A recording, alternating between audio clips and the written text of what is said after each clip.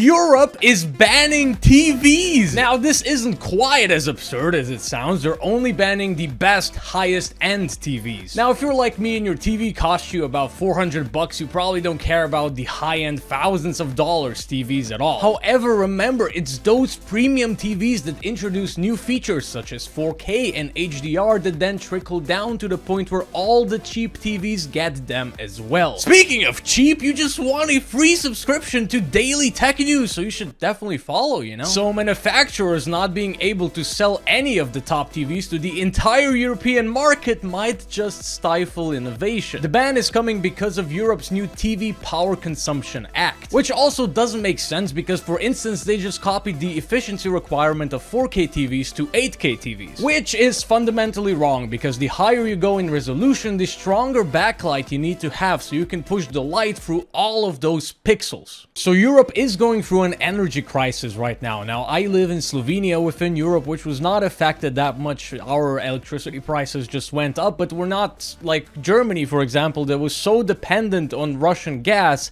for electricity. So obviously the European Union is trying to find as many ways as they can to just conserve energy. I mean, there have been reports that there are going to be blackouts in Europe. There are going to be blackouts in Europe this winter. Not only that, cell phone service towers are also expected to go down just because there won't be enough electricity. And obviously something like limiting how much power your TV can consume is a good idea on the surface, right? It's an entertainment device. However, it's very problematic in practice. Like I said, all the main features trickle down from the high-end TVs to the cheaper TVs. 4K, HDR, that did not used to be the standard, but it's the standard now. You have like $300 TVs.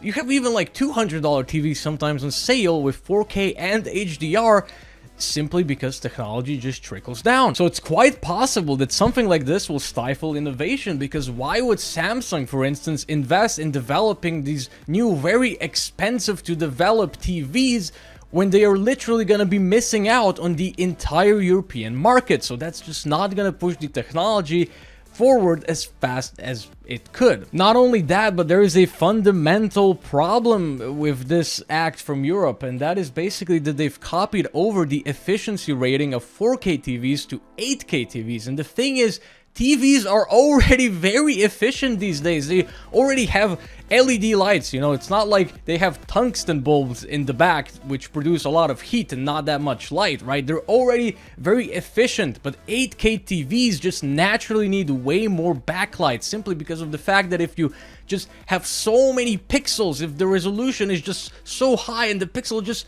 they're just so small, you just need a much more powerful backlight to actually push light through all those pixels. So manufacturers aren't really going to be able to do anything if they want to sell those TVs in Europe. So there might be some weird ways around it, like who knows, maybe they tone down the HDR so it can only output that much light or something in, you know, the peak brightness department. And then maybe there will be like a software version where you can just kind of turn it up, because then you could just, you know, buy a very expensive TV that just like very dim because they just can't push enough light through the thing because of the efficiency requirements. So it's